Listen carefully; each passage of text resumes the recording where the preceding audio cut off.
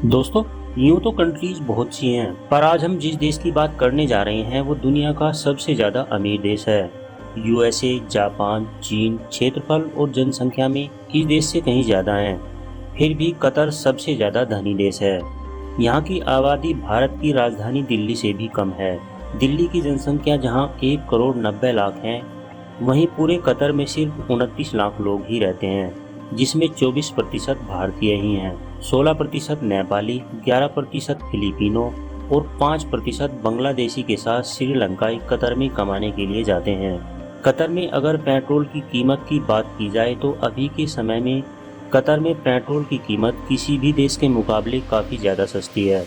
$0.26 से लेकर $0.56 के बीच ही यहाँ पेट्रोल बिकता है, जो भारतीय रुपए में 20 रुपये से लेकर 41 रुपये बैठता है। कतर ने 55 साल ब्रिटेन की गुलामी झेलने के बाद साल 1971 में आज़ादी हासिल की थी और आज़ादी के बाद देखते ही देखते दुनिया को इसने पीछे भी छोड़ दिया।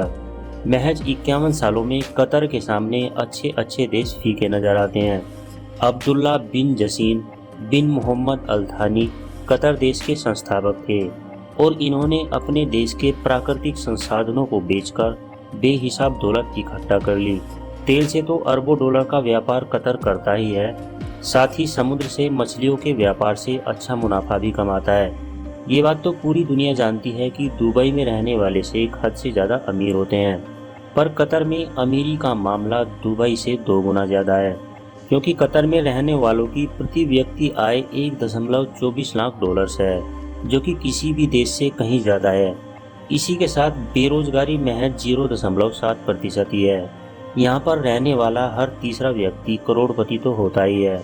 जिस तरह किसी भी देश की राजधानी वहाँ का दिल होती है, उसी तरह कतर के पूर्वी तट पर बसा वहाँ का सबसे बड़ा शहर दोहा है, जो कतर की राजधानी कहलाता है।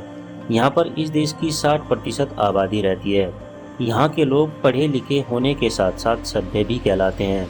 पैसे के रूप में यहाँ पर कतरी रियाल चलता है और एक कतरी रियाल की वैल्यू भारतीय रुपए में 20 रुपये के बराबर बैठती है। साल 2022 में Qatar FIFA world cup organise करने वाला देश बनेगा, जो बहुत ही ज़्यादा बड़ी बात है। इतना छोटा देश होने के बावजूद कतर ऐसा करने वाला पहला देश बनने वाला है। इस आयोजन में $220 बिलियन का खर्चा होना है, जो बहुत ही ज़्यादा बड़ी रकम है। कतरी लोगों में पुरुष जुब्बा नाम के कपड़े पहनते हैं और कतरी महिलाएं ब्लैक बुर्का पहनती हैं। इसके अलावा वहाँ अपनी मर्जी से कोई भी कुछ भी पहन सकता है, अपनी मर्यादा को ध्यान में रखते हुए। कतर धर्मनिरपेक्ष देश है और अगर यहाँ पर रहते हुए कोई भी व्यक्ति किसी भी धर्म की आलोचना करे तो उसे कानूनी रूप से 7 साल की सजा होनी तय है।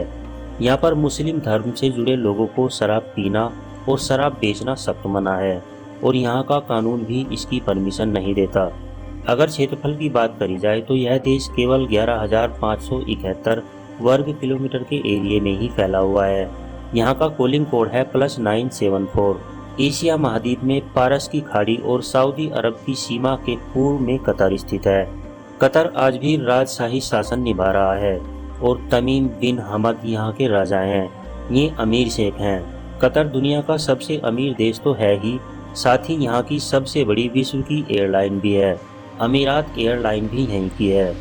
कतर का हमद इंटरनेशनल एयरपोर्ट दुनिया में 9वें स्थान पर रहता है, जो हर साल 50 लाख यात्रियों को बेहतरीन हवाई सफ़र करवाता है।